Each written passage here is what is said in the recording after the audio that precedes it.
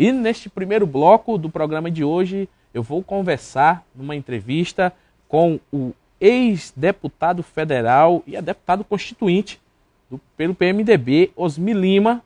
E nós vamos aqui, a nossa conversa vai ser regada a muito baré, que é um guaraná especial, um guaraná que tem um gosto todo especial, que é distribuído pela Acrebia, que distribui os produtos Ambev para todo o estado do Acre. E você encontra o Guaraná Baré nos melhores supermercados e mercearias da nossa cidade. Osmi Lima, um prazer te receber aqui. Prazer é nosso. Boa noite, seja bem-vindo. Obrigado. E você fazendo aquela propaganda aqui do Baré, eu disse para o Alan Rick, na última vez que estive aqui, que eu, na minha adolescência, interessante, nós tomamos muito Guaraná Baré, lá em Cruzeiro do Sul, que era só o que tinha, o único Guaraná que tinha, que vinha do Amazonas, né? Isso, o Guaraná Baré é delicioso, né? Sempre com o mesmo gosto e com muita qualidade. Osmi Lima é ex-dirigente, já foi do PMDB, do PFL, é analista político e agora é dirigente do PTB, do Partido Trabalhista do Brasil, e foi deputado federal constituinte, foi homem forte do governo Nabor Júnior, trabalhou muito também do governo Orley Cameli, foi chefe de gabinete do Orley Cameli. E nós vamos conversar um pouquinho aqui. Vamos começar falando sobre o PTB. Houve uma mudança no PTB. Como é que está o PTB? Teve briga ou não? Não. Mudou a direção do partido de uma forma pacífica? De uma forma pacífica, uma mudança natural. O que ocorre? O PTB tinha uma cláusula de desempenho. Ele deveria ter um determinado percentual de votos nesta eleição última.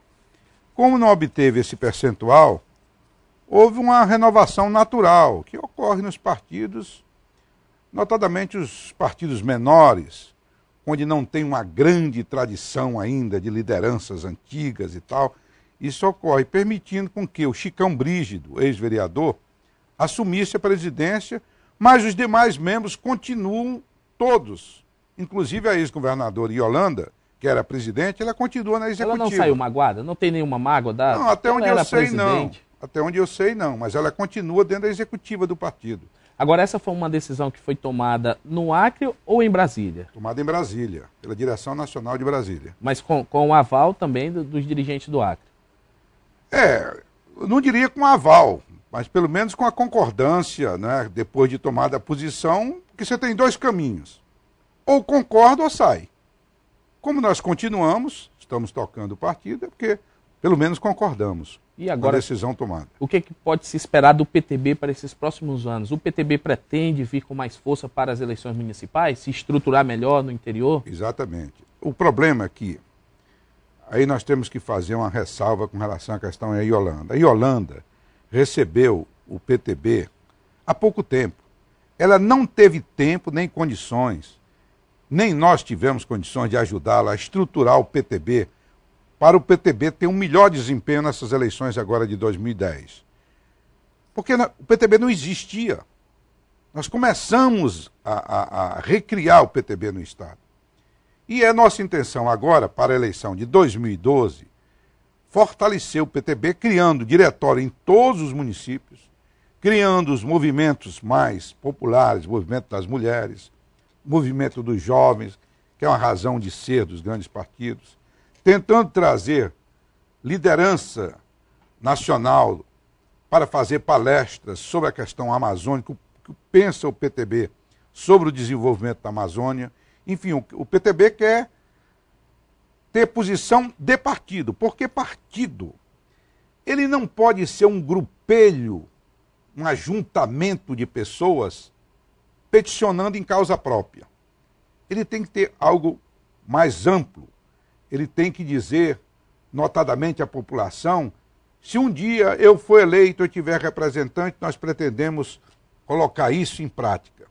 Porque a grande preocupação do Brasil hoje são as reformas. E eu tenho dito desde a Constituinte que eu venho batendo numa tecla, infelizmente não tenho força política para fazer isso, essa mudança, de que a mais importante das reformas que tem que ser feita, a primeira das reformas que nós teríamos que fazer no Brasil, é a reforma política. É impossível o Brasil continuar com esse sistema partidário e eleitoral que está aí em vigor. Essa multiplicidade de partidos Tem partidos hoje nos estados que são verdadeiras franquias, que não dizem coisa absolutamente nenhuma, não tem nenhuma ideologia, nenhum programa consistente de governo. Aproveitando essa sua análise, como é que o senhor avalia a questão do Acre, os partidos aqui que nós temos no nosso estado? Os partidos no Acre não fogem à realidade nacional, com exceções dos partidos mais tradicionais, e mesmo dentro dos partidos tradicionais, como o caso, por exemplo, do PMDB, eles também, a nível programático, não dizem absolutamente nada. Por quê? Eu ainda me lembro, na Constituinte, por que surgiu o PSDB.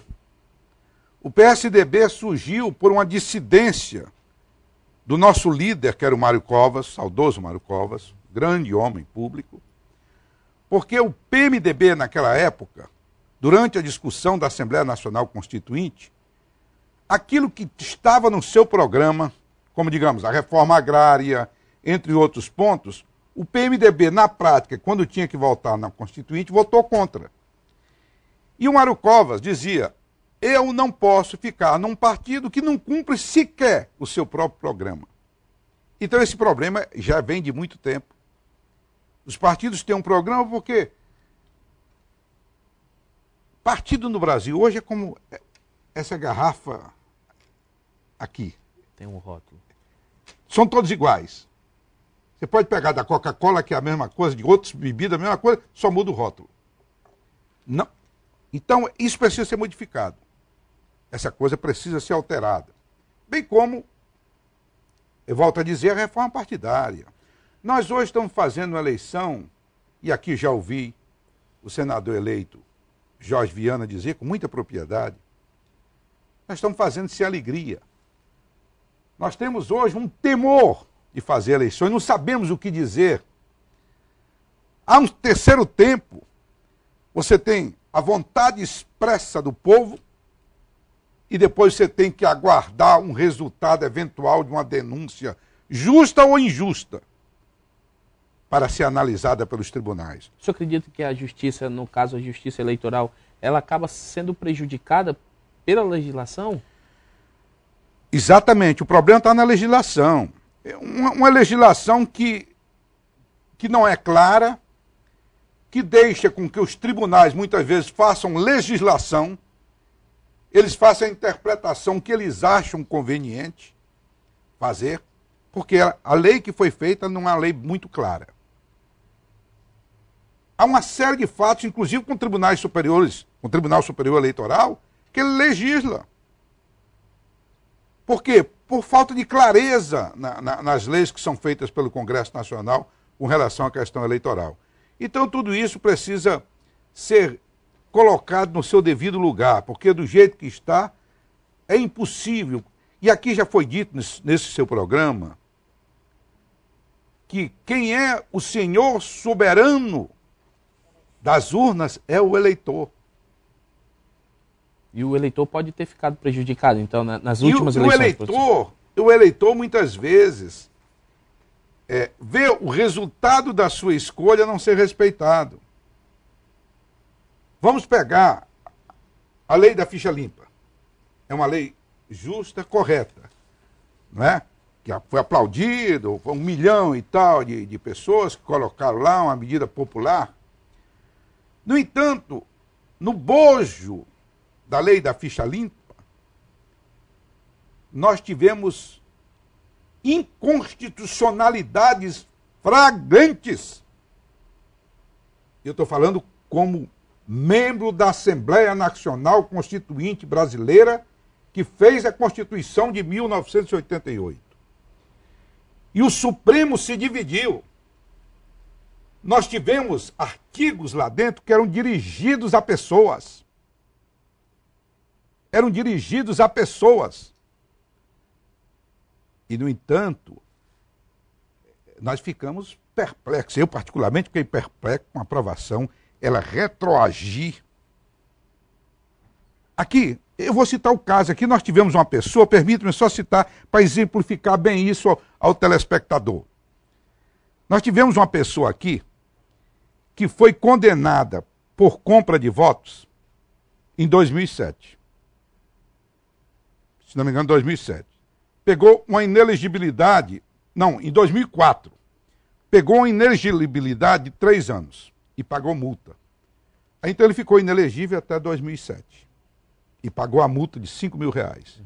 Vem essa lei e diz o seguinte: os que forem condenados nos últimos 8 anos por compra de votos, aí ela alcança o cara que cumpriu a sua pena em 2007, já que ele foi condenado em 2004, para 2012.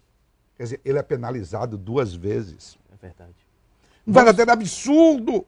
Isso. Nós vamos fazer o seguinte, nós vamos parar um pouquinho para o nosso intervalo comercial e aí nós vamos voltar falando sobre esse sistema político, sobre essa questão da reforma política e também vamos querer saber do ex-deputado federal Osmir Lima se o PTB e outros partidos considerados pequenos terão aí chances e terão cargos no governo do Tião Viana, do novo governador Tião Viana. Não sai daí que nós voltamos daqui a pouquinho.